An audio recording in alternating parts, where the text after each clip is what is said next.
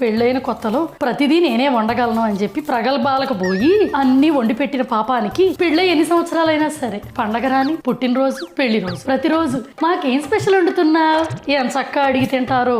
వీళ్ళందరినీ మేపడానికి, వండి పెట్టడానికి నా చేతి రేఖలు కూడా అరిగిపోయినాయి. నువ్వన్నా గుర్తుపెట్టుకోబిట్టు, నాలాగా తెలివి వాడకుండా నువ్వు తెలివిగా పెళ్ళవ్వంగానే నాకేమీ రాదు అన్నట్టే ఉండు, నీకు అన్నీ వచ్చినా ఏమీ రానట్టే ఉండు. లేకపోతే జీవితాంతం ఇలానే వండి పెడతా ఉండాలి ఫ్యామిలీకి, మనకే సుఖం మిగలదు.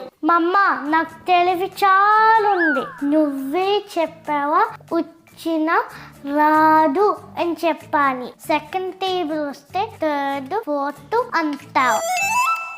అందుకేనా టేబుల్స్ వచ్చినా కూడా రావని చెప్పి ఒకటే టేబుల్ సంవత్సరం అంతా చదువుతున్నావా, తర్వాత మిగతా టేబుల్ చదివిస్తారని. కర్మ అంటే ఇదే కావాల. ఇది పుట్టిన తర్వాతే నాకు అర్థమైంది కర్మ బౌన్స్ బ్యాక్ అంటే.